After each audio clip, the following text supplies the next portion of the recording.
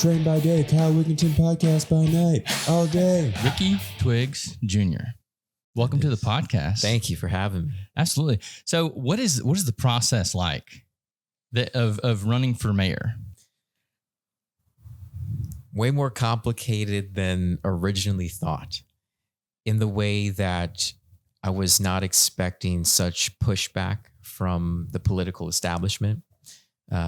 Well, we kind of figured there would be some pushback, but the level of pushback that we have received, we were not expecting. Can you explain that a little bit? Absolutely. So one of the things that we've noticed is that we are having a hard time getting on traditional news media or traditional news outlets. We're also having a hard time getting into certain forums or debates. And a lot of that, I believe, has to do with the message that our campaign is pushing forward. It's a message of unity. It's a message of justice. It's a message of healing. And when you look at the span over just the last 20 years, you almost feel in want and in need, right?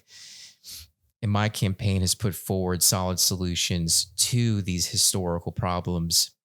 And whether we like it or not, the truth is that there is money to be made in other people's suffering. Mm-hmm. And I believe that is the fight and the challenge that we are actively fighting against right now, is that we do not want to make money off of people that are suffering.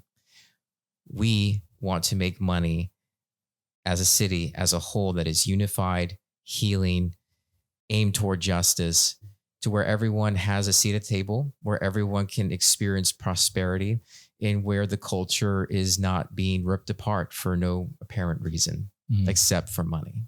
Yeah, I love your message too, by the way.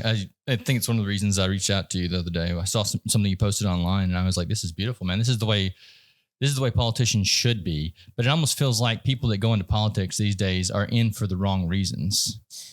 I would agree with that completely. And I think at the start, there's a genuine desire to do better. I really do. But I believe what happens is that once you're involved in the system, you have to compromise certain parts of yourself to make things move forward. So one of the things that I experienced very early on was when we announced the campaign in last May, was that that's when the media attention started, was very early on. We got on Axios. We were getting phone calls from like NOLA.com and a couple other places. At the same time, though, we were also receiving phone calls from special interest asking us if we would be open to providing certain opportunities for individuals. That sounds shady. Very shady. We rejected those offers, and we rejected that special interest money. And once we did that, media stopped. Everything else began to kind of go to the side. And I made sure that no one could sneak money into the campaign account. So $100 is the maximum donation that anyone can give to us. And I did that because of the special interest specter that was looming, and I believe is still looming out there at times. But I have no interest in that. So you think they donate money to try to hold it over your head? Absolutely. That's crazy. Absolutely. And if you look at the donor list for the other candidates, you'll notice that these are career Democrat politicians that are receiving large amounts of money from MAGA Republicans or from Republicans in general. It's got to raise some alarm flags. Yeah, it is very, very strange, right? Very strange. So whenever it comes to the donations, is there a website people can go to donate if they would like to donate to you? Absolutely. They can go to twigsformayor.com and there's a little green button that says donate, and they can donate there. Again, it doesn't go over $100 just for very specific reasons. And the thing is that we are not soliciting donations. That is not the biggest draw for us. The biggest draw is sweat equity. We want people to go out with us, knock on doors, put signs up, engage with their with their fellow community members about the message of this campaign. And I believe that has transferred and delivered more progress for us than soliciting donations. Well, I think people these days, it's like so right in front of your face that a lot of the people that are in politics are just ripping you off. Oh, yes. They just can't, there's no solution or they can't see a solution. So I think that's their main issue. So whenever someone comes up with a message like yours, they know it's going to resonate with the public. So that's why they're trying to keep you off the media and stuff. Absolutely. Yeah. And I know you don't want to put these businesses on blast or whatever that came after you, but because that's probably going to make it even worse. But like, what's the solution for these kinds of things in the future? On a local level, I believe it's going to come down to a couple of things. It's going to have to be addressed at the local political level, where we have to build out the city charter to protect the average everyday citizens from the special interests that are incredibly aggressive and very capable of swaying their politicians. And it's going to take a politician to put forward those types of protections for the community. Or it's going to take the community to be so loud and annoyed and frustrated that they force the politicians to enact these protections that are, in my opinion, common sense, right? Large PACs from the state level should not be influencing local politics. Mega donors from out of the state should not be influencing local politics. And those are the very real problems that we have currently. We have developers from Texas, Georgia, New York, actively donating to certain political figures currently that are running for mayor. That should make everybody wonder what is going on. What is being asked of these individuals? That's my only question, is when it comes down to it, you hold these $12,000 galas and dinners for you to receive donations from these corporations, businesses, what have you. And then the next day you go and knock on the poorest of poorest neighborhood doors saying, we're going to do this for you.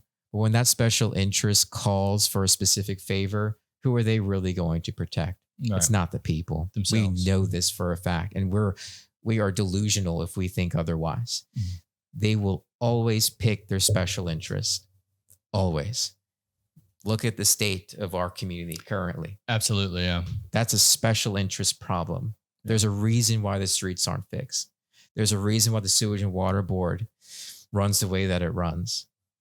There are reasons why these things are happening. Why is it so difficult for a local homeowner to get an STR application approved, but so easy for an out-of-state developer to get one? Yeah, doesn't make any sense. No. I mean, the road situation, that's crazy to me. Like, there's a pothole at Napoleon and Claiborne that I've been dodging. Everyone's been dodging. Everybody. We all know where it's at these days. We preliminary dodge it when we're coming down the road. I don't understand why we can't just, have a truck go out at night and patch these potholes. It doesn't make any sense to me. No, it doesn't. And I think a lot of that comes down to Hurricane Katrina money not being spent effectively. And for a while, the money was sat on, and then the federal government said, well, we're going to take it back. And suddenly the city started writing checks like crazy, trying to get this money out before we really lost it. Why were they sitting on it in the first place? I think part of it was that they didn't receive all of the funds. I believe that was part of it, but we did have funds. It's not like we didn't. We did have funds, but they were sitting on them nonetheless. In my opinion, accruing interest in a bank, most likely. We have currently $650 million in infrastructure relief, again, from Hurricane Katrina that has not been spent. It's just sitting there in... Yeah, how many years has it been now? 20. Yeah, it's crazy. Yeah, it's just sitting there. That money could be injected into public works to get people trade jobs, scholarship them into trade jobs, get our local community working to fix these historical problems. And Instead, we turn to contractors that are out of state that consistently fail us, and we continue to give them money. Yeah. Or the consultant firms. Or the consultant firms, which I am so tired of hearing about.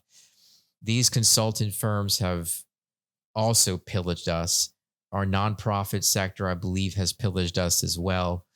Out-of-state entities have pillaged us. We have just been a bank for a lot of people. So how has your background in mental health helped you with what you're doing right now? A lot. I would say that it has allowed me to truly listen and empathize with the historical problems, the generational problems that people are experiencing of all ages. So primarily I work with teenagers, young adults, sometimes in the city of New Orleans, but most of them are teens. And the scariest thing is when you have a young person tell you that they don't see themselves making it to the age of 20. Mm-hmm. And in my opinion, it's like, how can you not be moved to want to help in some capacity, right? And when you explore it on like an adult level, millennials are leaving the city at I think we're the highest departure rate currently. Millennials are just fleeing the city for better opportunity in Texas. Colorado is also a big place for us. I did see the population decline was rapid over the past 5 years. It's terrible. It's like 18%, right? Yeah, it's crazy. It's actually growing. That's nuts. So we're losing about 2.4, 2.8% a year. It's not sustainable. It's not sustainable. We've lost over 100,000 people since Hurricane Katrina. That should be a major alarm. So pre-Katrina, we were working with maybe, if you want to round up, about 600,000 people, which is a lot. Mm-hmm. And today we only have maybe 380 at most, 360, crazy, somewhere around there. But a fun fact just to be aware of is that currently the city budget is at $1.8 billion. In 2004, pre-Katrina, you were looking at a city budget at about, I want to say it was 600-ish million, around that. So how does that work out? That's a great question. So we have more money to play with, but yet less services being provided to the community. Right. That's a really big concern for me. Where is the money going? Yeah. I think that's everybody's question right now is where's the money? It doesn't make sense. It's not adding up. And it doesn't take somebody with a degree. All it takes is somebody with common sense to look and say, if I'm riding down the street and all I see are potholes almost on every single street, or I see sewage and water board cuts on almost every single street, or the drains clogged on almost every single street, that tells me my money's not going where I'm paying it to go. Exactly. That's a major problem. Yeah. Major problem. Yeah. What is the solution for that? Do we have anything or? Nothing that has been proposed yet. My campaign proposes a very simple fix.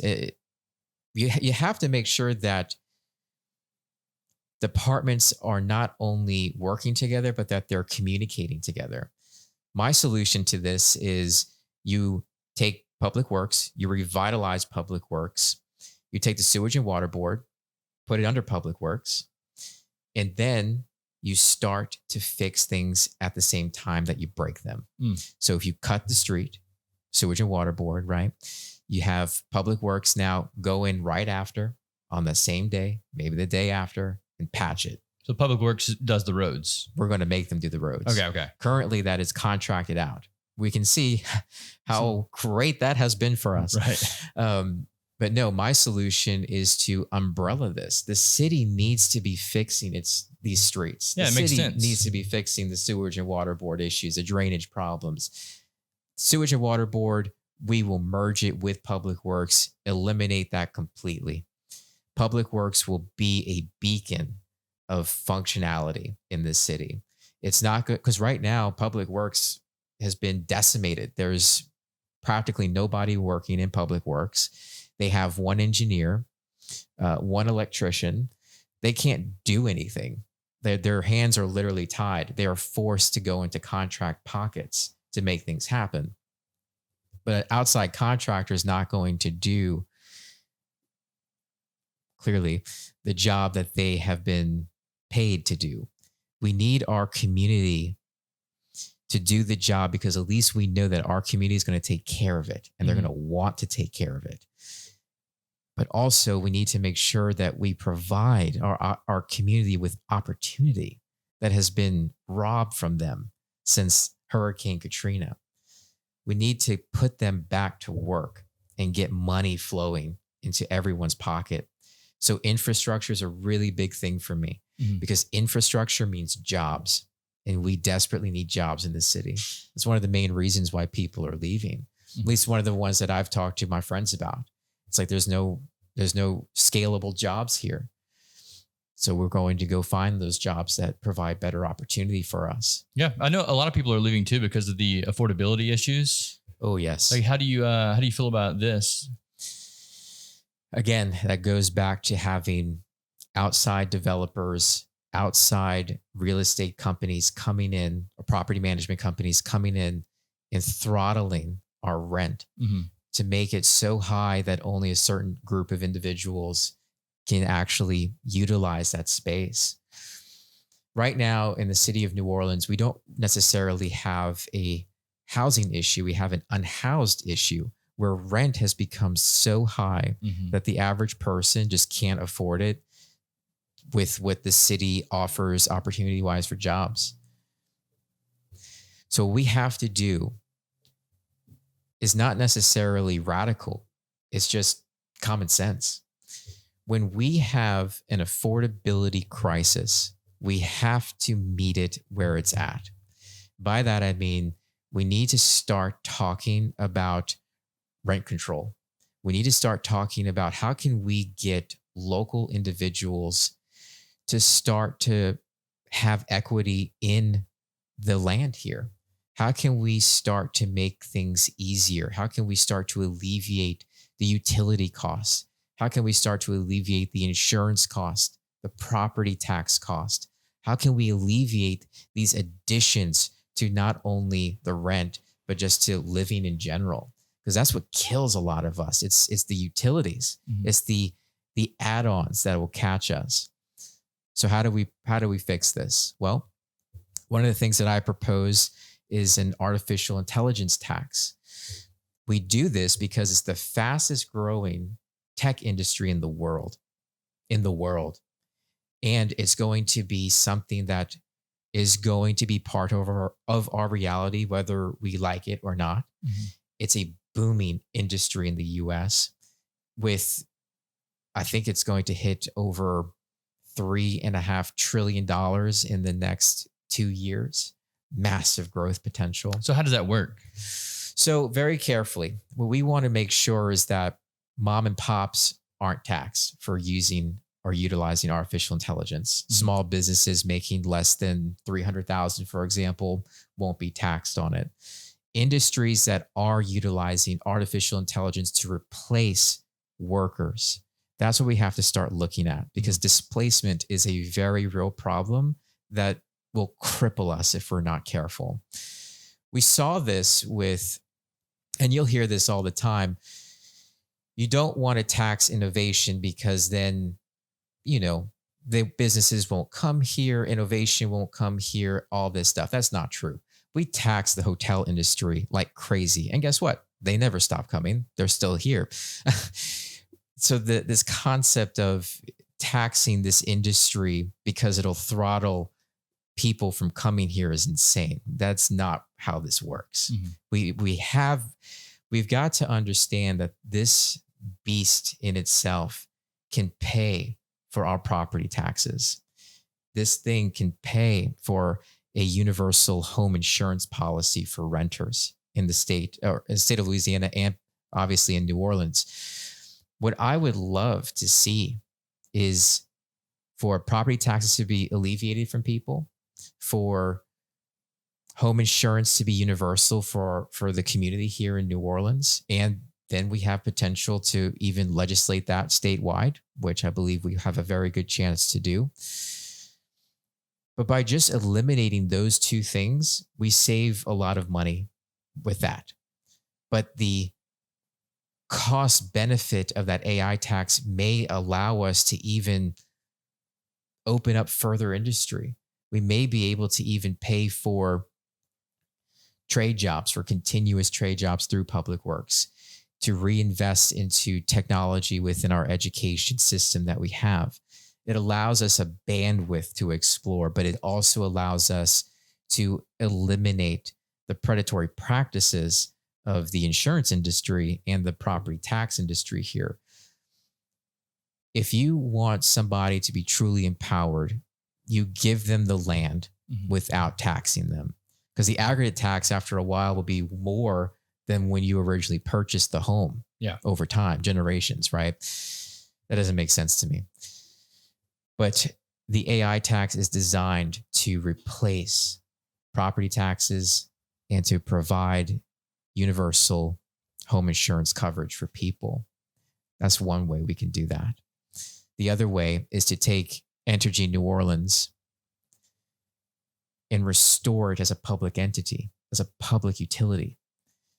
We are the only city in the nation whose city council regulates a corporation directly.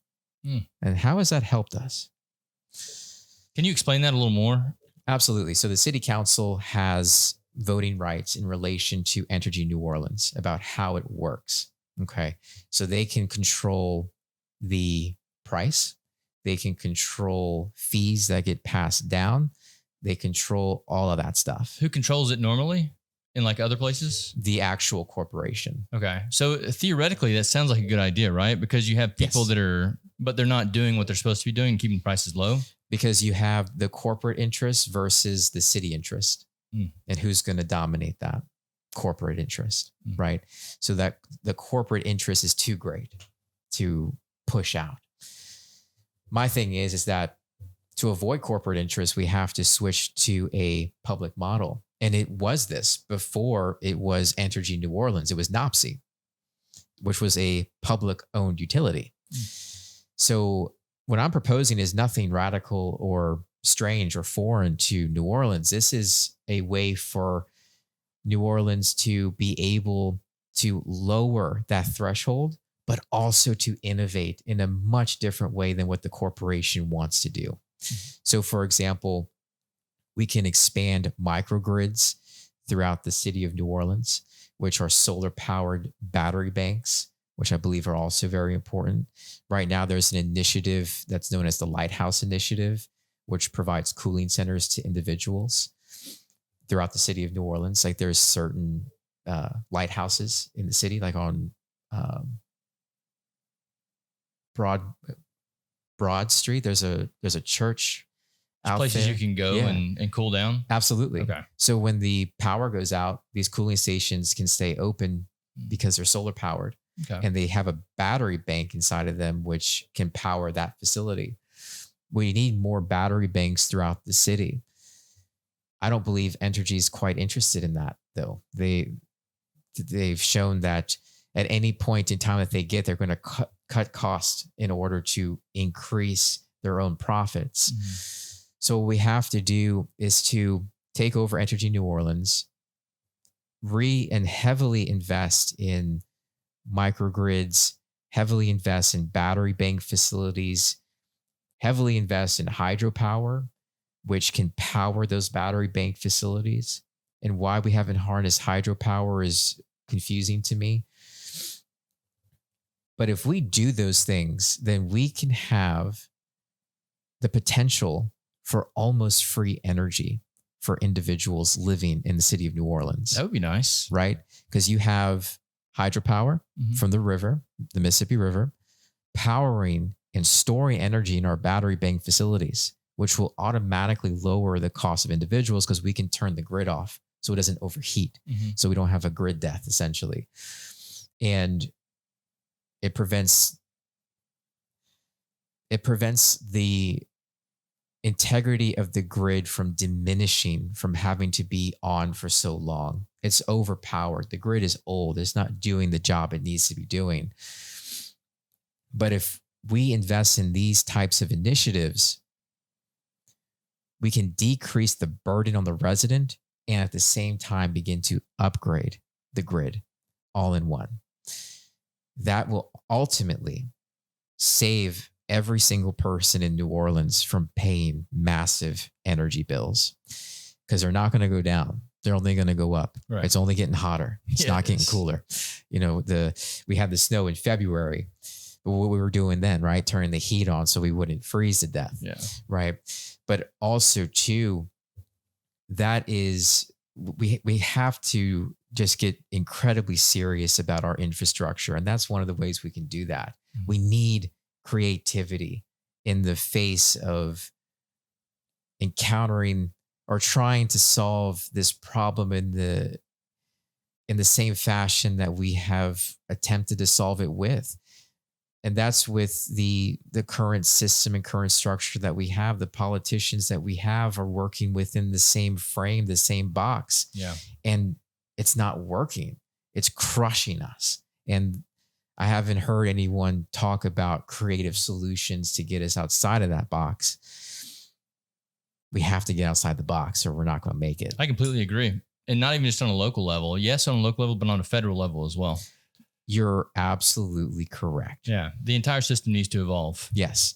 And here's the interesting thing about that is that while all these cuts are happening in DC on the federal level, right? These are preemptive things and preventative things that New Orleans can do to keep itself sound and structured in the face of potential disasters, where we know from Hurricane Katrina all too well that the federal government and the state government were very late to the party to help us, right? Mm-hmm. These initiatives give us the ability to protect ourselves in the face of crisis and disaster. And that's what we need. Absolutely. Yeah. Yeah. More people, more places need this kind of initiative because it takes the federal government too long to get over the bureaucratic bloat to actually get to the problem. It's crazy. That's so true. Or what they'll do, as they did with Hurricane Katrina, after Katrina, when they were stabilizing things, Charity Hospital was held hostage. They didn't open Charity Hospital because they wanted a new hospital open, University Medical Center. So they held it hostage. They said, no, we're not going to give you $450 million for Charity Hospital. We want a new hospital built. And until you agree to that, we're going to hold this money. That's crazy. And that's exactly what they did. They held it for months after Hurricane Katrina, where people had no mental health care. People had no health care.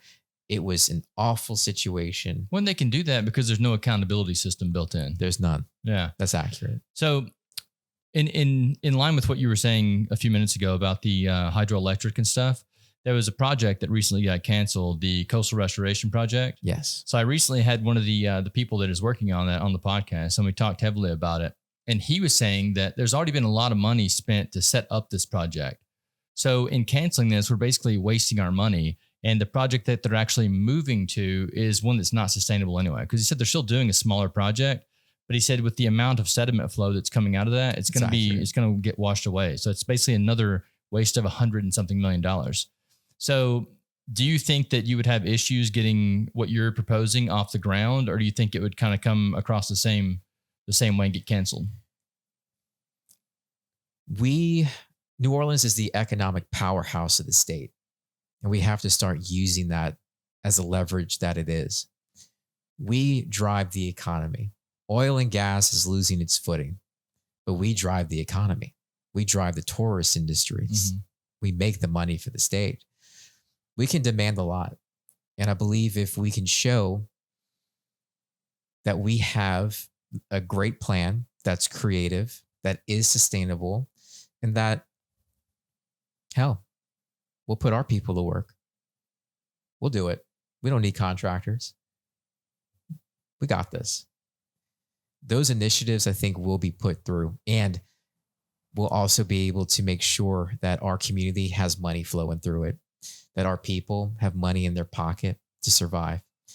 And I'm all about infrastructure jobs, because if we don't protect those wetlands, and if we don't start doing something to keep the Mississippi River, Gulf of Mexico at bay, we're in trouble. Yeah, I like what you're saying. You're saying some really cool stuff, but you don't think the power people are going to look at you and go, we're not doing this. You're crazy. You're taking money out of our pockets. I don't believe so. And I think a lot of that has to do with a couple of things. The first one is that I'm not for political limelight. Right. I'm also not necessarily, I think I'm a decent negotiator when it comes down to it. And if I can show, the first thing that I'll show is that the economic opportunity is incredible for us. And they won't even have to lift a finger. We'll handle it. I don't see how or why they would say no to that. Well, I'm just thinking that if it starts cutting into their profits, do you think it would cut into their profits at all? I think it would enhance their profits and this is why I say this. The longer we can keep salt water out, the longer we can keep the wetlands growing. Mm-hmm. Sedimentary as long as we can keep that sediment from eroding in those core areas to slow down natural disasters. That is a crucial selling point, because disasters are expensive. Now, the unfortunate thing is that there is money to be made in disasters. Absolutely, right? Yeah. There are certain nonprofits and corporations that do make money from that. But my thing is that if we can protect the heartbeat of the state, they're almost bound by duty to do so. If something happens in New Orleans, the state has no money flowing through it. Right. Unless they want to put oil rigs up where we are, which may be partly what they want to do. But that investment on the jump is going to be way more beneficial to them because clearly they want to keep New Orleans around. The governor being present so often tells me that. Mm-hmm. So there's a vested interest in keeping this as the tourist economy. And if we are capable and wise enough to listen to what they're saying and then negotiate what is probably going to be more beneficial for them in the long term and as well as for us, I think we might have a meeting of the minds. I think oftentimes there comes a lot of political red tape with these types of decisions. And there's political optics as well that get in the way. If we remove those barriers, I think we have a good shot and a good chance. Why do you think there's so much political red tape in these issues? Because you said, it seems like common sense that you would just want to do better for your community.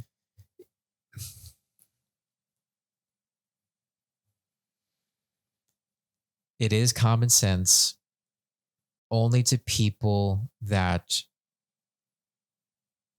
are interested in making things better for everyone and not just a small few.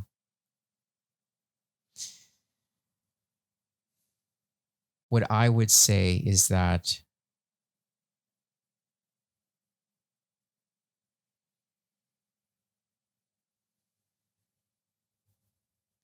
I'm trying to be very careful with how I word this. Yeah, absolutely. It's a very touchy subject. So very touchy subject.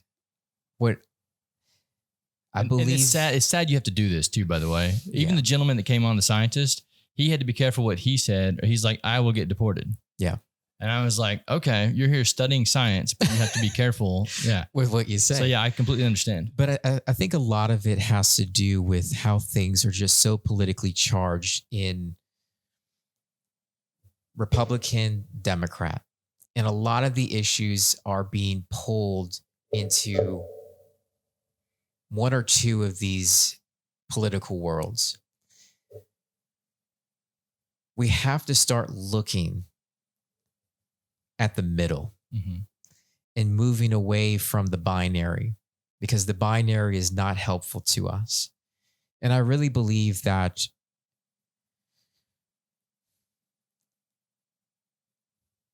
as an independent who will be a no party person after August 1st, that there is no political optics that can be played here. I represent no party. I represent the people, right? And just that barrier alone matters, I believe, more than we think. Labels matter currently. And I believe if we can move away from the binary, then things will start to get better for us. And we are already headed in that direction. And we've seen things that I believe, things that can't be ignored on the federal level in relation to New Orleans specifically, that they can't ignore, that they will allow us to do. What do you mean by that? So one of the things that I believe, again, I'm trying to be very careful with what I say here, but what I would say is this. This is where I would hone in on.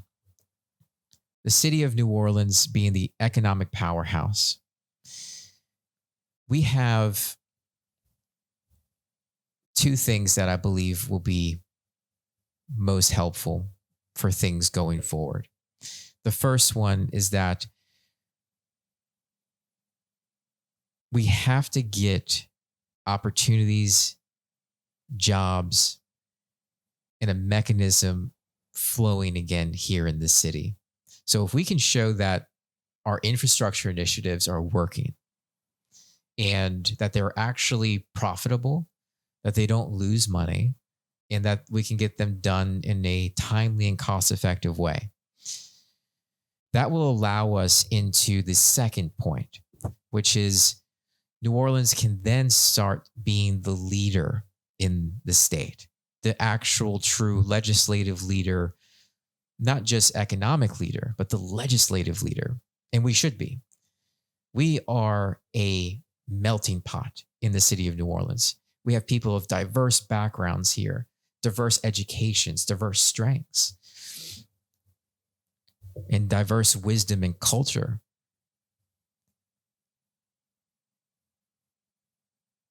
Those points are going to allow us on the legislative level to have even more influence than we have ever seen. It all hinges on the ability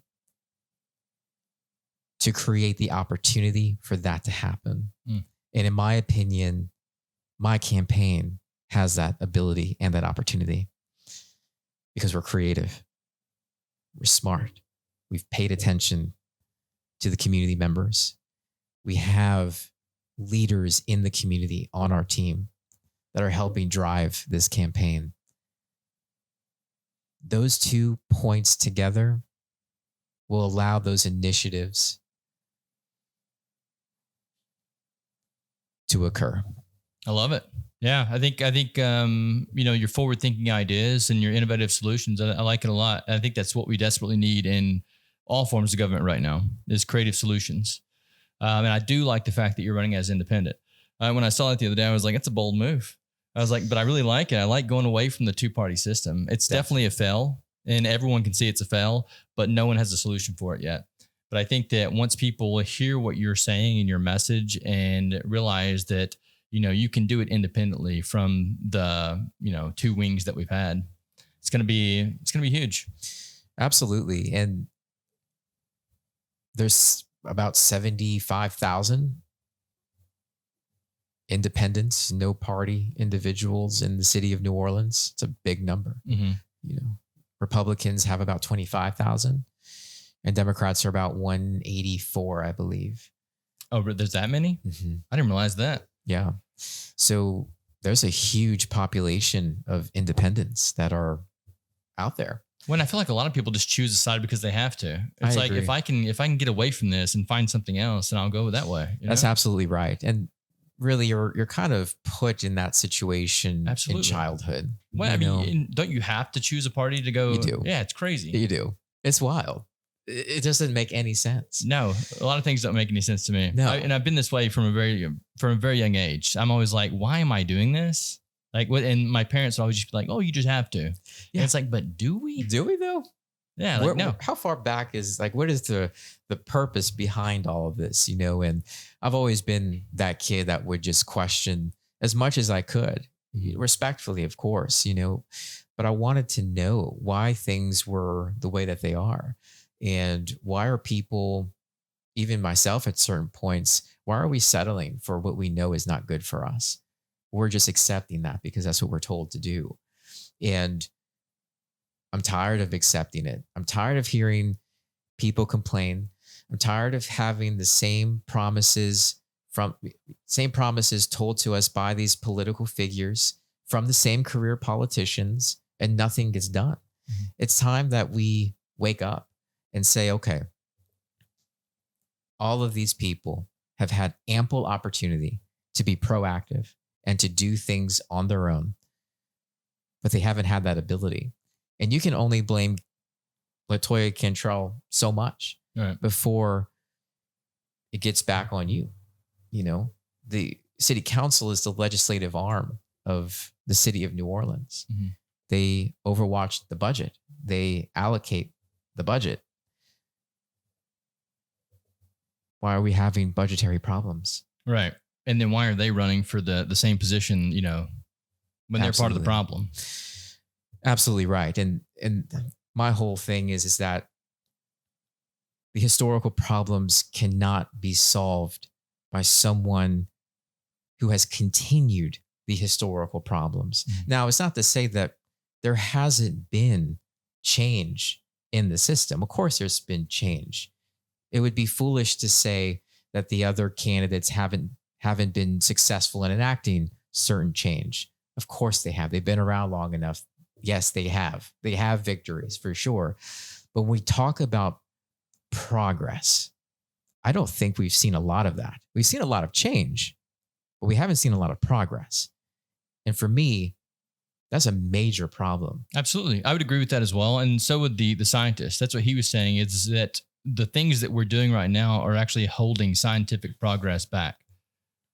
And that was one of his big takeaways from them canceling the coastal restoration project. He's like, when we're trying to push things forward, because it's not just we're not just holding this community back. What he was saying is he's from Sri Lanka, and or Bangladesh is where he's from, Bangladesh. And he was saying that in Bangladesh, they have the same issue with the coastal restoration stuff, but they come here to study because we have more money flowing into it. And so whenever they cancel the projects here, we're not just hurting our community, we're hurting the entire world. Absolutely. Because we have money and we have people studying this stuff. Absolutely. So, I mean, that's something we also have to think about. I understand like taking care of your own problems first, taking care of your own house first. But at the same time, like we have to think about this on a global scale as well. Absolutely. And I don't think that those two are mutually exclusive. You can work on getting your house in order as well as making sure that the people around you aren't in pain, that they're not suffering either. And that's just being a good neighbor. Yeah. And I think oftentimes we've lost that spirit of what a good neighbor is. That's sad too. It's very sad. That's probably the top problem I've heard from every district that I've been to, from New Orleans East to the cutoff in Algiers, is that we feel isolated. We feel abandoned. We don't feel part of the city. Those are powerful statements. If people don't feel like they're a part of something, why stay? Yeah. Why care? Why vote? Well, a lot of times that's what drives people into gangs too. That's accurate. If you don't feel a part of your own community, you're going to go find one. Absolutely. And sometimes it's bad stuff. That is so true and unfortunate. And right now, I think a lot of that has to do with, or a big fuel for the opioid epidemic that we've experienced. And I think a lot of that has to do with why our young people have turned to crime to feel a sense of belonging and a sense of community, and why our single moms suffer in silence and don't get the mental health supports that they need because they don't honestly have time to get that help. They're working 2 jobs, trying to sustain their family, and we don't make things easy for people here. They call it the big easy, but it certainly isn't easy. Yeah, no, people, it seems like these days they're just trying to keep their head above water, and that's not sustainable as a community. No, it beats you down. It makes you tired. And once people start getting tired, they lose hope. And once that light of hope starts to get hit, it's hard to see a way out. And that goes right back into mental health. And it's a trauma response. And anyone who's experienced a trauma has felt this will never end. These memories will not lose their power. This moment is going to last forever. Or there's no way to make it better or to change that situation. And we lose hope. We lose our power. Some points we lose the ability to even help ourselves. And I need people to understand that that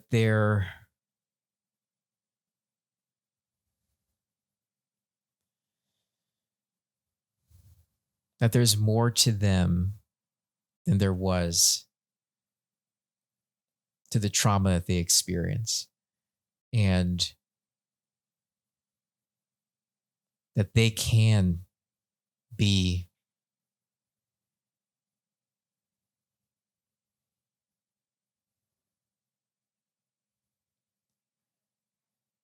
hopeful when they have someone like you fighting for them. And that's the real kicker. Like, people need to know that someone's on their side. And I think that's the issue that we have right now in politics, is no one feels like anyone's fighting for them. I mean, that's part of the reason why I'm running. Yeah. It's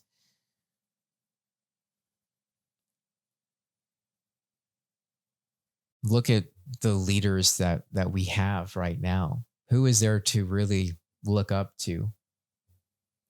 That's one of the questions I ask to most of my young people that I see. Like, who is your role model? Who do you look up to? There really isn't one. Right. There is no beacon that people are saying, this is a person that we want to be like. It's definitely depressing for sure if you think on it too long. Right. But that's part of it too. It's like, I'm able-bodied. I have the experience, not just the mental health experience, but business experience as well. And I have done everything that I could do at this point to make an impact in the community. And now it's time to take it up a level and go for the biggest seat in the city. And my hope is that